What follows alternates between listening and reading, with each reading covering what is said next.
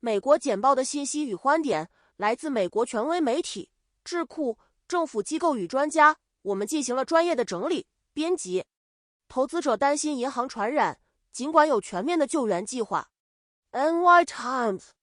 监管机构为美国银行体系实施了自2008年危机以来最全面的支援，以限制矽谷银行倒闭的影响。此举震撼了全球股市，投资者抛售银行股，因为押注美联储将推迟进一步加息的激增。周一的时事通讯是一篇特别版的深入探讨，讨论了这一决定的深远影响。总结：太大而不能倒现在加入了太小而不能倒，将银行业视为政府支持的业务，这可能不公平，因为政府保证所有存款，银行业务失去了目的，风险投资界得到了救助，但在受益于附带权益的特殊待遇后，有所减少监管，这现在看起来特别令人震惊。影子银行将扩大，在社交媒体时代，银行挤兑更加危险。救助国家的这一新现实是现任政府雄心勃勃的基础设施计划之上的，同时试图保持低税率，这使得这些救助难以获得资金。这种新的安全网对小型银行的影响将是将资本要求提高到与大型银行相似的水准，这将导致企业和消费者的成本在短期内增加，利率的提高也会增加这些成本。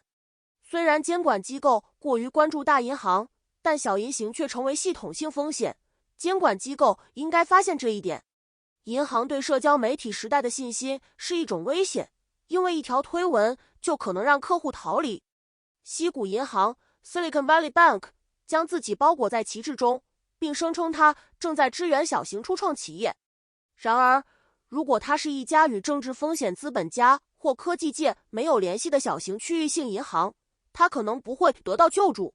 这引发了人们的疑问，即监管机构如何错过了该银行的危险信号，而风险资本家则帮助引发了对该银行的挤兑。然而，批评人士，尤其是美国参议员伊丽莎白·沃伦 （Elizabeth Warren） 呼吁收紧银行监管，指出如果国会和美联储自2018年以来一直保持强有力的银行监管，这些银行倒闭是可以避免的。拜登誓言追究银行责任，敦促加强规则。Bloomberg 在两起著名的银行倒闭事件之后，拜登总统试图通过敦促国会加强银行监管来安抚消费者和市场，承诺对银行倒闭负责的人将被追究责任，并向人们保证他们的存款将是安全的。两家银行 Western Alliance Bancorp 和 First Republic Bank 的倒闭使24只股票的 KBW 银行指数受到严重影响。然而，在银行倒闭后，美国当局宣布为足够大的银行提供新的支援，以保证国家的存款，因为他们试图提振信心。这是在当局正在评估的银行业监管的担忧中发生的。美国，拜登批准有争议的石油钻探柳树专案。DW， 拜登总统因批准在阿拉斯加进行石油钻探开发而引发批评，这是美国有争议地形上最大的石油钻探开发专案。这一决定代表了拜登的重大政策转变。拜登表示他对清洁能源的承诺，并发誓要通过消除联邦建筑中的化石燃料消耗来保护美国的联邦土地。壳牌和康菲石油公司已获得批准，可以在地球上最自然原始和未受破坏的地区之一钻探石油，尽管环保主义者警告说后果不可逆转。特朗普和拜登政府已将阿拉斯加北坡占地2300万英亩的大片土地出租给能源公司，导致人们担心钻探会破坏北极脆弱的野生动植物和生态系统。拜登促进绿色能源和中立的努力受到抨击，环保主义者警告说，批准柳树专案会阻碍政府实现其目标的能力，破坏当地的野生动植物和生态系统，并损害阿拉斯加的粮食安全。阿拉斯加的粮食安全依赖于栖息在海岸线上的鱼类和野生动物。环保宣导者批评新政府批准钻探地点的决定，同时承诺北冰洋近300万英亩的波福特海将被无限期禁止钻探。这一决定对共和党人和民主党人来说也是一种政治风险，因为化石燃料行业是各州经济的决定性因素，商业和环境问题代表了政治家不愿意牺牲的利益平衡。阿拉斯加的柳树石油专案是有争议的。AP 美联社 Willow 专案是康菲石油公司在阿拉斯加石油资源丰富的北坡的一个主要石油专案。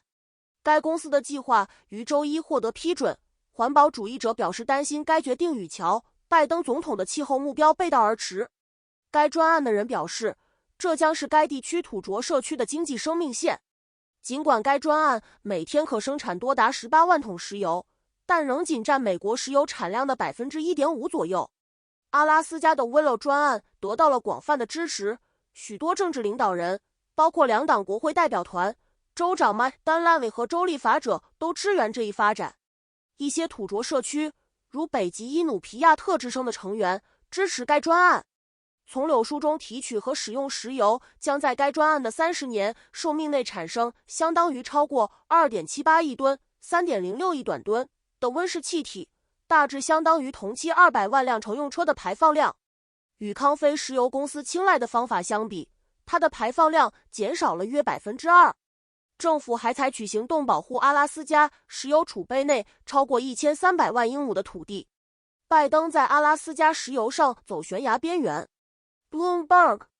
康菲石油公司在阿拉斯加的 Willow 专案的批准得到了共和党人和民主党人的赞扬，因为它有助于确保美国的能源需求。然而，它带来了新的限制，类似于中间立场，旨在平衡环境问题与能源安全。内政部大幅缩小了柳树专案的范围，宣布批准的新闻稿中写道，因为它强调了放弃的2个井场，而不是批准钻探的3个井场。瞧，拜登总统的绿色目标体现在限制在波福特海钻探，并计划对阿拉斯加国家石油储备内的1300万英亩土地进行额外限制。阿拉斯加被指定为保护野生动物和自己狩猎的特区。随住时间侵蚀、投资回报和气候风险增加，这些举措充满了象徵意义，而不是实际影响。尽管油价上涨，西方石油巨头也没有消费情绪。支援能源转型的参议员曼钦认识到，眼前的能源安全需求有时需要在短期内对化石燃料做出让步，有时以牺牲长期气候目标为代价。拜登的长期绿色专案与眼前的能源安全需求之间的紧张关系在爱尔兰共和军中很明显。拜登对页岩油租赁持保留态度，并可能阻止与墨西哥湾石油和天然气钻探相关的一些拍卖，可能导致能源不安全危机。此外，他走中间道路的决定将激怒左翼和右翼的纯粹主义者，这可能会损害他的连任机会。这种平衡行为让拜登小心翼翼地沿着北坡的悬崖边缘行走。在预算谈判中，拜登拒绝过去的艰难选择。NY Times， 美国总统拜登发誓要捍卫受欢迎的联邦计划免受共和党削减开支的影响，而是专注于对高收入者和企业征税。他将其描述为在未来10年内将赤字增长减少近3万亿美元的一种方式。一些共和党人认为，目前的国债负担和总统批准的新支出计划正在拖累经济增长。他们指责拜登加剧通货膨胀，并表示他的税收提案将给已经在高价格中挣扎的小企业主带来负担。拜登拒绝就提高债务上限直接进行谈判，但欢迎就国家财政问题进行对话。伊丽莎白·沃伦 （Elizabeth Warren） 和进步经济学家不同意共和党人的观点，他们越来越多地表示，对公司和高收入者的大幅增税对经济增长几乎没有威胁。即使有拜登提议的储蓄，预算预计到2033年，国债将增加约18万亿美元，达到略高于50万亿美元，占 GDP 的 128%。他的预算仍然预测赤字平均比巴拉克·奥巴马在2012年预算中预测的多出 1.5%。2011年，当美国经济仍在努力从衰退中复苏时，奥巴马在进步经济学家的推动下，利用低利率继续维持巨额赤字，并向经济注入更多资金。然而，在失去众议院后，他屈服于共和党减少赤字的要求，并转向了另一条路。他的预算提出了政府支出上限，并敦促国会立即采取行动，通过采取措施支撑其财政来确保和加强子孙后代的社会保障。谢谢收看美国简报，这是我们团队总结分析出来的美国重要信息，来源包括媒体、智库、政府机构和专家，让您在非常短的时间掌握美国动向。需要更多信息与进行讨论，请关注六度世界3w.6d.world。谢谢大家收看，欢迎给我们节目点赞。